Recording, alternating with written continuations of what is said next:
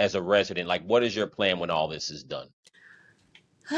As a resident, before 2 weeks ago, I was like, when it's done, I'm just gonna hide and go away. But now, since Keith Price put that message out about my illness, I have a not for profit, my tumor awareness. Now, well, your favorite survivor tumor awareness, Yes. and I I'll plan make sure on, I put it in the link in the chat. I mean, yeah, not in the chat, but in the description. okay, I plan on trying to start my business. Well, not my business, but my not for profit up.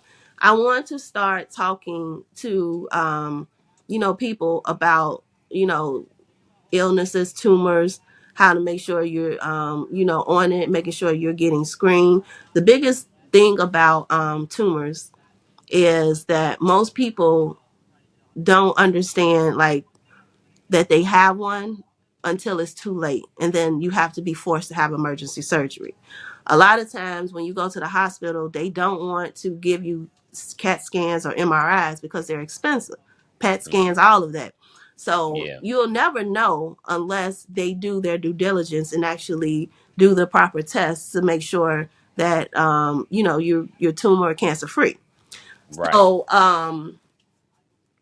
that's my goal, is to just start talking to people, start a movement. It's funny you say that because I talked to someone, and after the elections, because I don't want to make it seem like it's political, but after the elections I do want to do a panel to speak on different illnesses that people have that they can't control, because I Okay. think it's very important for the community to talk about things like that, because that's Yeah. something that really doesn't get addressed that often. And it's so many people with different type of illnesses, and you might not know the warning signs until it's too late. When I got diagnosed with diabetes in October, I don't know if I told you, but I lost like 50% of my vision from when I got my glasses until that point, if that makes I didn't know sense. that. Yeah. No, I didn't know So that. but it's like I saw the warning signs of diabetes, and had I known what to look for, I could have went to the hospital earlier and actually have gotten my sugars under control. But just because I'm strong, I'm a very strong person. What most people don't Hmm. understand is that I've been through so much that I can take it. You understand what I'm Yeah. saying? Yeah. So God put me in this position to be able to take a lot, and I've dealt with a lot. But I do want to start, speaking out on, warning signs, like letting people know what to look for certain things. I meet so many people in the community, and they come up to me and they tell me about their family members. They tell me about their daughters, their wives, their Hmm. cousins, that have been through the same type of things that I've been through.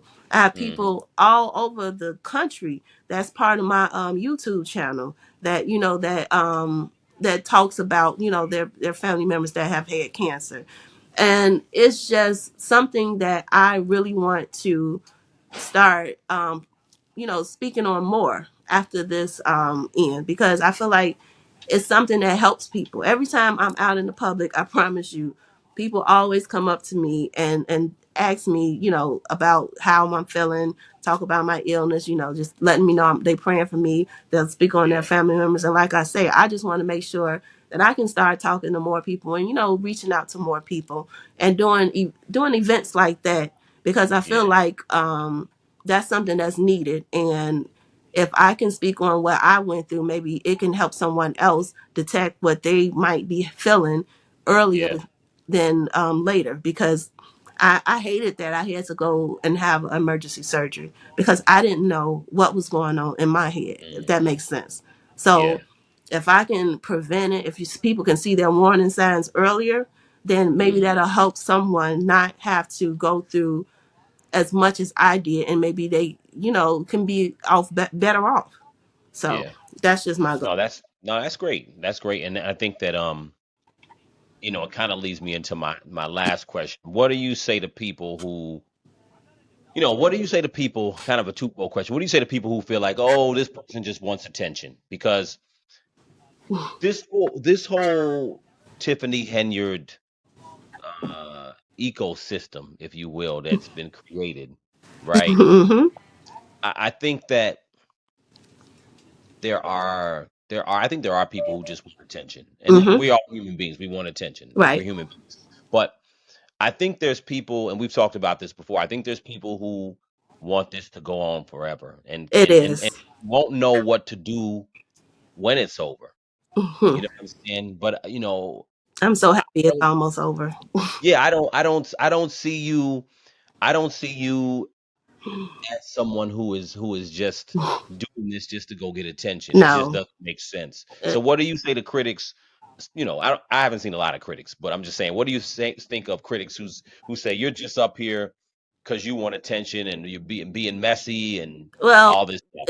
they're absolutely right. I do want attention. I'm glad that we drew attention to corruption. So the critics, they're absolutely right. I want to be the face of drawing criticism to corruption in any place that I'm living. So do I do this for attention? It worked, right? Yeah, Let's just be I love honest. It worked. I It love the way worked. I love the way you answered that. You know what I'm saying? I would have thought you would have said something else, but you say, hell yeah, I want the attention, but here's Absolutely. why. Yeah, Absolutely. yeah, Because what we did was we helped the nation see, a few residents helped the nation to see the type of corruption and ill leadership that we was dealing with. Now, let me say this. It wasn't yes. just me that wanted I was the gonna ask attention. you. I It was wasn't literally just about to ask me. you who are the original The one, so the pioneers? original findings, and I'm looking at my list because I don't want to leave nobody out. So we Hmm. start with Miss Sherry Hatcher Britton. Brighton. I'm sorry.